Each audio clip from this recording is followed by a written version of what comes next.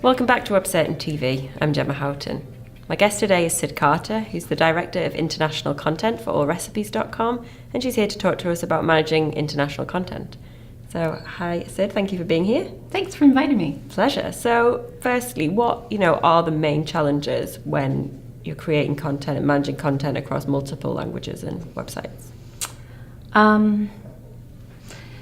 I think that we've invested a lot in acquiring really local content, and at this point we're starting to see some really global trends. For instance, 5 years ago, cupcakes weren't really a thing in most countries, and with we believe it's Starbucks, we don't know that for sure, but with the introduction of cupcakes through the Starbucks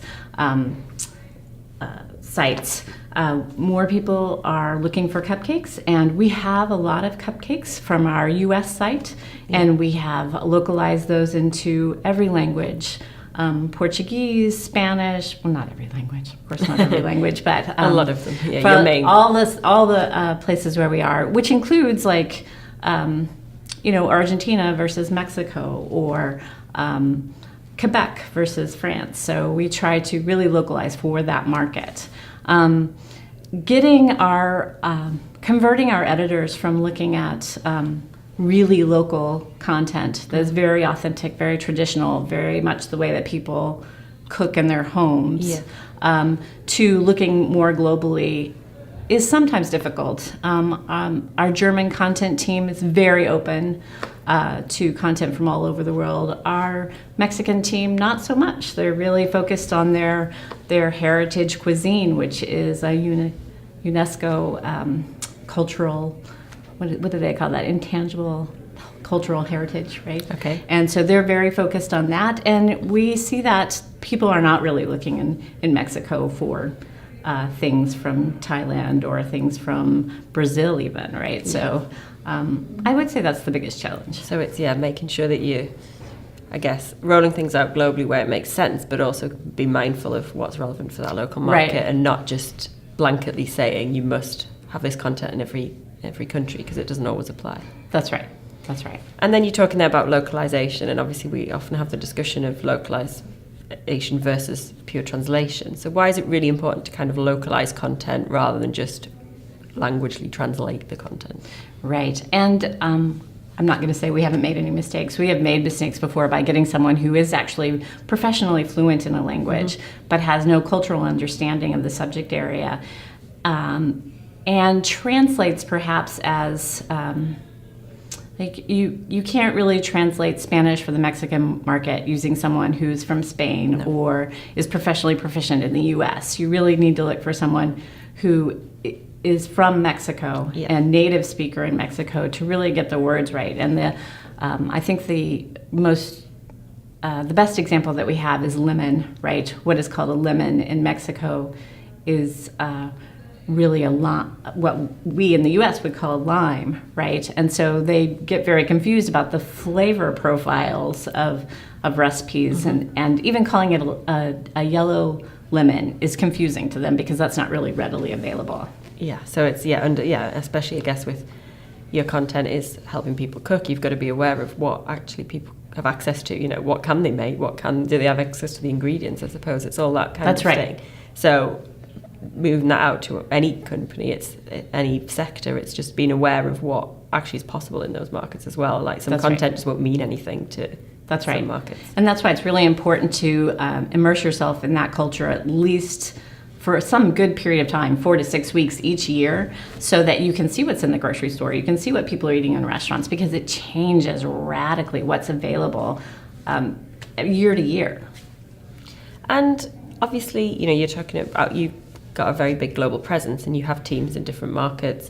Some businesses don't or can't have that option, maybe need to outsource content, certainly for some markets. What are do you think the main pros and cons of being able to manage your content in-house versus outsourcing it? I think that one of the main things is that our content team can work really closely with our development and product teams, so that we can make sure that when you localize, you're not going to be hit with a surprise. Like you can say this with one rather short word in English, and it's going to be 5 words in French, and it's going to be a really long word in German or Dutch, right? So it's Getting ahead of those possible mistakes in your product. If you're doing text articles, maybe that's not as big a deal, but if you're working with something that is a feature set, that can trip you up a lot. And then obviously it's really, important to be able to share learnings across markets, is be able to share content that then can be reused and adapted for different markets. What are the best kind of techniques or tactics you can suggest to do to kind of effectively share content? So we're pretty low tech on that. We sit really close together. We have a team that's been together for a long time and are constantly looking for trends, because everyday cooking is very local, but entertaining and trends, those are global, right? As I mentioned with the cupcakes and quinoa and gluten-free, those sorts of things. So having people just casually chatting together about, oh, I got this recipe for cloud bread and it's gluten-free. Would you be interested? I know you're interested in gluten-free. And then that sort of takes over, and then our video team's making a video of it because it's kind of new to everyone, right? You don't know how to make it. So having people work really closely together. We also have a manager, one specific manager, who basically takes in, after working with us for 11 years on the US site and the UK site, and now is the localization manager. She sort of is attuned to all of those trends and is compiling those things in a way that people can easily find them and then bring them back to their sites. Okay. And what about from kind of an SEO perspective? Because obviously, content and SEO are very closely linked. Content is a great way now to be able to improve, rankings and search engines. What is it you need to be considering from the SEO side of things when you're creating content and launching content? I think that the most important thing is that your content creators are actually doing their own keyword research, or actually looking at trends in market daily, right? Because when you have an SEO who's sort of handing over a set list of things that are interesting to the SEO, and from the SEO perspective, it's not always taken in, right, by the content creator, and that may not, just the way they're phrasing it doesn't sound very interesting to the content creator. So having the content creator be facile in AdWords and in Google Trends is really important. So it kind of bringing the teams together again, it's back to the idea that we often talk about, that not having all of your digital teams sat in different silos working separately. It's about having a fuller understanding of what each paper does, making sure that they can get that. So how do you, if somebody comes in, a copywriter, content creator, they never really thought about SEO, what are the good ways to kind of get them interested in that? How can you make them understand the importance of it, make them see how it can fit without damaging their creativity? Because I guess that's so I have to say, one of the first things that we ask people to do is create a little bit of content. And then to start think about, our content creators are actually charged and responsible for the information architecture of our site. So the first thing that they sort of do is go like, okay, so you made these recipes, you brought these recipes in, what are you missing? What's in cookbooks that you don't see? Here, let me show you this really cool tool, Google Trends, and get them started. Do that training right from the beginning so that they understand what they're doing. And any final kind of tips that you could share on, for any business who is thinking, really trying to improve the performance of their content, improve their processes internally, what are the real core things they should be doing? That's a hard one. What should they be doing?